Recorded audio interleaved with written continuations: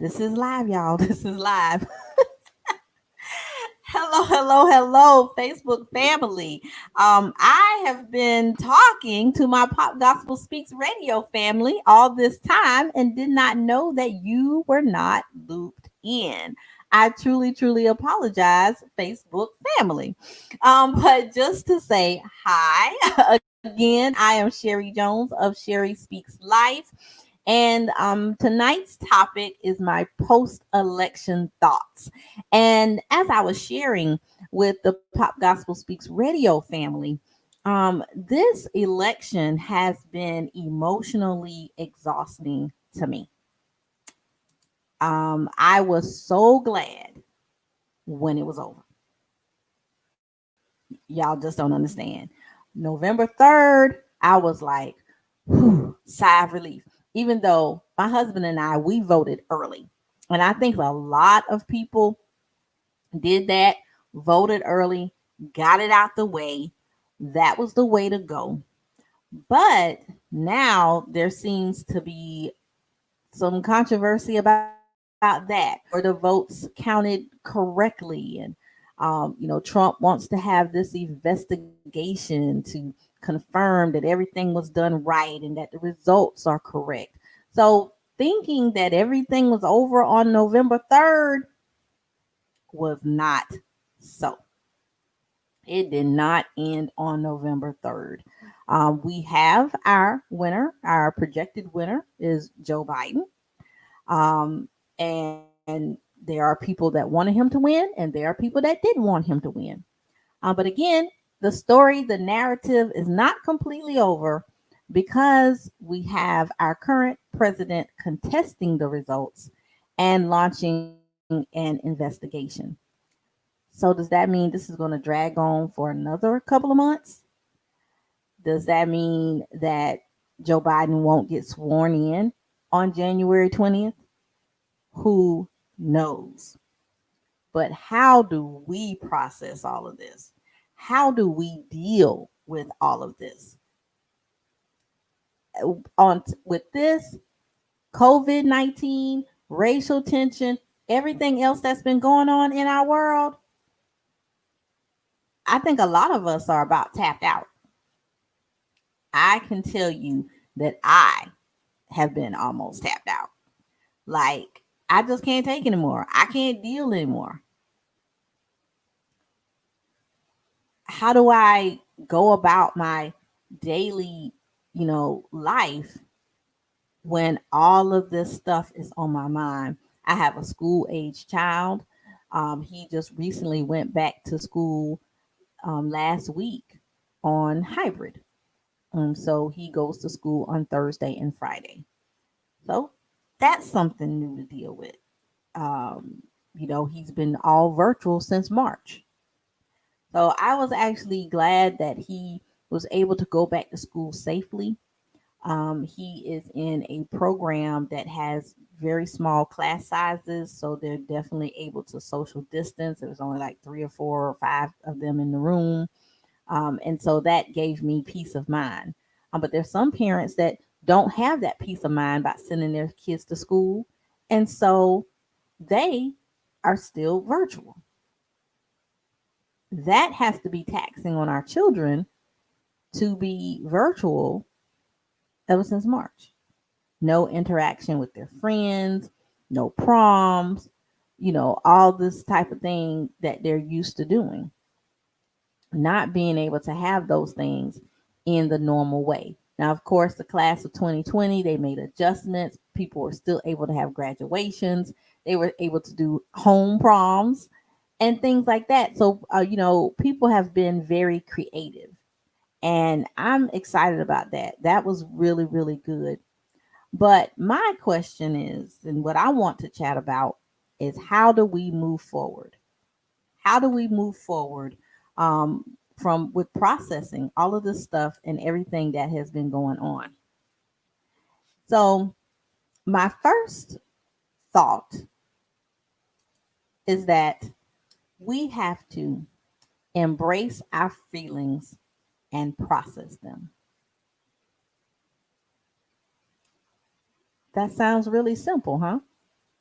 just embrace it. Sherry, you're telling me embrace how I feel and process it. But processing it is the hard part. But even for some people, embracing those feelings is the hard part because they don't even want to admit that they're emotionally drained. They don't want to admit that they're almost tapped out. But if that's how you're feeling, it's okay. It's okay to feel that way. And we have to make sure that we are taking that self inventory and that we are checking in with ourselves. Like, hey, sis, hey, bruh, how are you doing? How are you really, really doing? Okay. Not the fake facade, not the, oh, I'm blessed and highly favored in the Lord and all of this stuff, which we are. I'm not saying that, but putting on that air, putting on that fakeness, saying, yes, I'm blessed and highly favored and I'm not worried about anything because that's not realistic. You know, worry, we do worry, even though the Lord does not want us to worry. He has us, He has our back. So He doesn't want us to worry. He doesn't want us to fear because He did not give us the spirit of fear. But if we're honest with ourselves, sometimes we do worry, but we have to learn how to manage that worry and we have to process that worry. And when we find ourselves worrying, what do we do about it? Do we talk to someone? Do we have a confidant that we can talk to? Do we have a counselor or a minister, somebody that we can talk to about our feelings, where we don't feel like we're not being listened to, that we're not being heard? Do we do some self care, like exercise, drink some tea, relax, eat a good meal, a healthy meal? What are the things that we're doing to take care of ourselves so that we can reduce that worry? Okay, because we don't want to be worried to the point that it overtakes us and that we're not able to function because we're so worried. Okay, so we want to embrace embrace our feelings. Okay, embrace how, what we're thinking about everything that's going on, even embracing if your particular candidate did not win. So say you wanted Trump to win and he did not win, you have to sit in those feelings and say, I'm angry, I'm disappointed, I'm upset because Trump did not win. If you wanted Biden to win and he won, okay, so you're excited about that. But then you may be frustrated because now Trump wants to do this investigation. So now you're upset, you're angry, you're frustrated. So it's frustrations, it's anger, it's upset on both sides. Okay. But we have to process that and make sure that we are taking care of ourselves and taking care of how we feel. Okay. To embrace the fact that you are upset about what happened with the election. Either way, it's okay. But what you have to do is process those feelings, process why you feel that way. So, why are you so frustrated about your particular candidate and whether they won or not? Why are you so upset? Are you upset because now you feel like your life is ruined? You're not going to get the things that you want. You're not going to get the things that you need. Are you upset because you feel like this particular candidate is not going to do the things that you need? They're not going to help you in the way that you need help. Why are you so upset?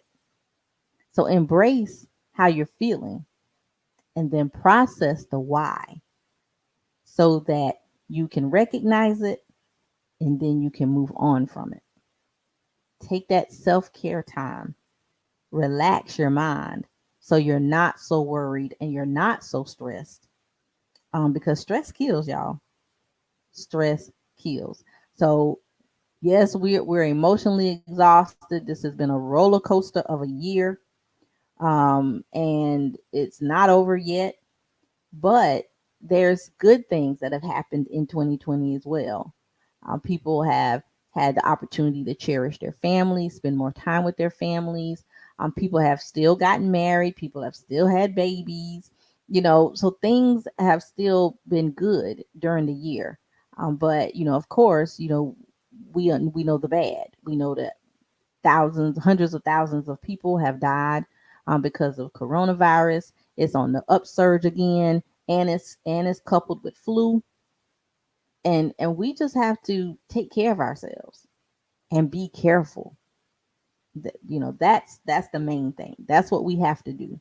That's the only way that we can move forward and we can process those feelings. Okay. And so then my next point, after we've embraced our feelings, after we've processed how we feel about things, then we have to be respectful of those that think differently. Yes, I know that can be a hard one, because that was one of the reasons why I was so emotionally drained by the election process, was because it was so much division. It was so much fighting, and people not getting along, and people falling out with family members and falling out with friends and unfriending people, and just being nasty and rude and ugly to people because they see things differently than you see them. You're a Trump supporter, so you're angry at the Biden supporter. You're a Biden supporter, so you're angry at the Trump supporter. And now y'all are falling out. Y'all aren't friends anymore. Y'all, it's tense around the dinner table with your family gatherings. Why? What is the point of that? What is it gaining for you to be nasty and ugly and disrespectful? What does it gain? Nothing. Nothing except more added stress, more division, and making matters worse at a time when we should be pulling together to try to, deal with coronavirus together, to deal with social injustice, to deal, with our economic status and things where we're struggling, but we're in positions where we could help each other. That's what we need to be doing right now. We need to be pulling together, not disrespecting each other, not cursing somebody out because they don't agree with you and they like a different candidate than you, or they're in a different political party than you. Yeah. In the whole scheme of things, does any of that really matter? What matters is how that person treats you. What matters is that that person loves you and cares for you. What matters is that that person, you know, embraces you like a fellow human being. That is what matters. So we must respect people that think differently than us. Don't be on Facebook being Facebook bandits and putting nasty comments and trolling and putting nasty comments on people's statuses. If they post a picture of Biden and Kamala Harris and they're like, yay, and then you go on there, oh, you're so stupid. I don't know why you like them. Don't do that. And then if someone puts something and they're posting about, Trump, and they're posting that, they feel the election is unfair and they're glad he's doing an investigation. If you don't agree with it, you don't have to comment. You don't have to go on their status and tell them that they're stupid and that's ridiculous and, whatever. And I know some stuff is on there, and because people have sent me like memes and different funny things about stuff, and it's okay, to laugh and joke about things, but not to the point where we're being disrespectful, not to the point where we're being ugly and rude. Okay. Because there's funny memes on both sides, I'm sure, of different things that people have posted, but the internet is very creative.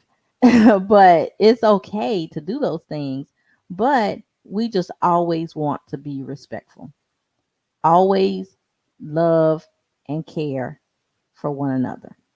Be respectful. Okay. And then my last point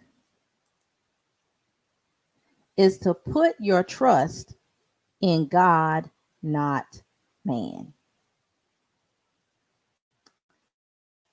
That's a big one.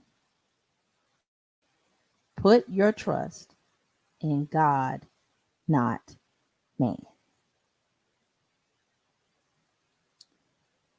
Man does not control the universe. And one man, i.e., the President of the United States, does not run the world. Yes, he is in power. He's the most powerful political figure in the world, because we are a leader in the world. Yes, that position holds a lot of responsibility, but the president can't do much of nothing without the support of the Congress. So I hope you voted for your congressman that you wanted to have in place. And then the things that impact us directly is our local government, our mayors, our city council, our school board. So I hope you voted for those people too. But even all of those people still are not in control. Who's in control? I know y'all know. God is in control. And you may be saying, maybe you're, not a believer, or you don't understand that. And so you're looking at me like, well, Sherry, so are you saying, that, God is causing, all of this stuff that's happening in the world? It's his fault that people are hungry. It's his fault that people are in abusive relationships. It's his fault that people are being killed. No. Mm-mm. Man causes a lot of our own problems. God gives us free will. That's one of the beautiful things about it. He's a gentleman. He is not going to demand or push himself on you. He wants you to accept him because you love him and because you see who he is in your life and you want a relationship with him. He doesn't want fake love. He doesn't want forced love. So, yes, there are a lot of horrible things that happen in the world. Um, and it's because man makes decisions that are not always good. It's because men and man, when I say man, it's man and woman, are full of sin. And so, but when I say God is in control, I mean that he can even take the bad things that have happened to us, the sinful ways of this world, and he can make them work out for our good. Romans 8:28 says he works everything out for our good, that he has a plan and a purpose for everything. So even when we make those decisions that are not good, even when we do things that cause our own destruction, God is still there waiting for us to figure it out. And he can use those experiences, bad and good, to mold us, to give us strength, to give us wisdom, to give us all of the things that we need to deal with this sin-filled world. Because the world is full of sin, y'all. The world is full of destruction. The world is full of evil. It's not just our, cushy, homes or our churches where everybody's nice to each other and everybody loves each other and all of that. No, there's some real stuff going on in this world. Some real tough stuff going on in this world. But what we have to know is that God is in control regardless. And if we yield to his will for our lives, if we are obedient to his word, then we will be blessed. But bad things still happen to good people. Just because you get saved doesn't mean you're exempt from bad things. Because again, this is a sin filled world. But the President of the United States does not have control over you, your life, personally, your family, and the decisions that you make. You are still an individual. You still have rights. You still have things that you do, decisions that you make. All of that is up to you.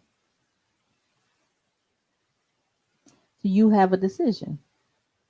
You can seek first the kingdom of God. You can obey him. You can yield to him. You can seek his guidance.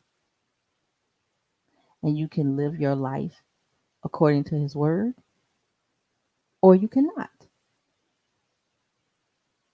And either decision that you make is your decision. It's your decision. It's not something that you can blame on anybody else or you can point fingers. It's your decision. So I hope and pray that you would make the decision to accept Christ as your Lord and Savior if you have not. Salvation is just such a beautiful thing because Jesus loves you and he died on the cross for you.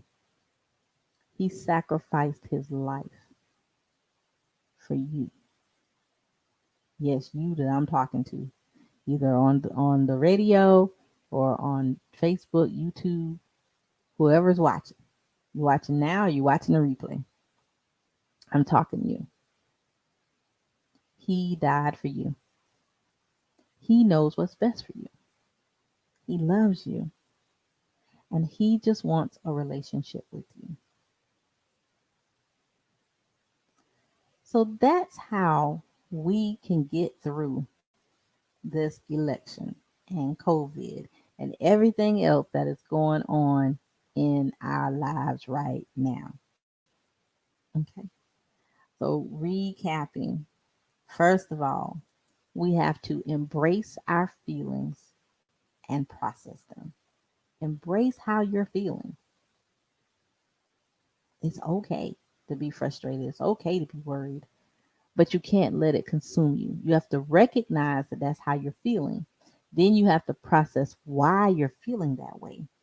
And then you have to move forward. You have to take that self care. You have to talk to someone and you have to figure out how to deal with those feelings. Then you must be respectful to those who think differently. Someone thinks different than you, they chose a different candidate. It's okay. Okay. Be respectful. Be nice. Be kind. We don't have to be rude and ugly and nasty to each other. We really, really don't. And then lastly, we are going to put our trust in God, not man, because we know that man is limited in the things that they can do, but God is all powerful. So I hope that you all enjoyed this Speak Life Moment show, my post election thoughts. I hope that they encouraged you. I hope that it was a blessing to you. Um, and I hope that you want to connect with me. I put a link in the description, but for those on the radio, or also you can go to my website, sherryspeakslife.com, and you can learn all about my books, all about my speaking, all about my podcast, We Are the Church with Sherry Jones, and you can listen to those episodes on the website.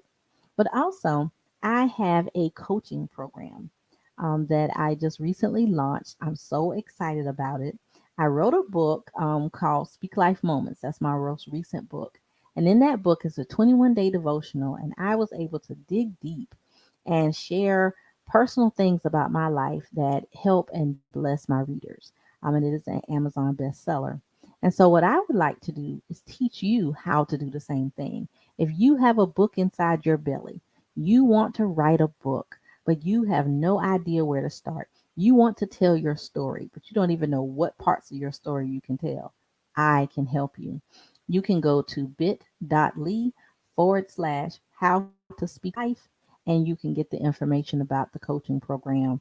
I help you to pinpoint and determine what areas and experiences in your life that you should share in your book. And I also give you some questions that every author should ask before they start writing.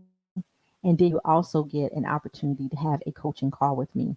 So it is a wonderful, wonderful opportunity to connect with me on a personal level, one on one. And so I hope that you go to that website. And those that are on Facebook and YouTube, you can go to the link. It's a link tree link in the description of this video that will take you to that information, okay, about that program. But you all take care. You all be blessed. Thank you so, so much for tuning in to this Speak Life Moment show. I hope, again, that it was a blessing to you. Please share this broadcast. Those of you that are on Facebook or YouTube, please share this broadcast with someone and help them to process how they're feeling about everything that is going on in this world today. But I love you all so much with the love of Christ, and I will see you on next Monday at 9 p.m. Eastern Standard Time for another Speak Life Moment show. Take care.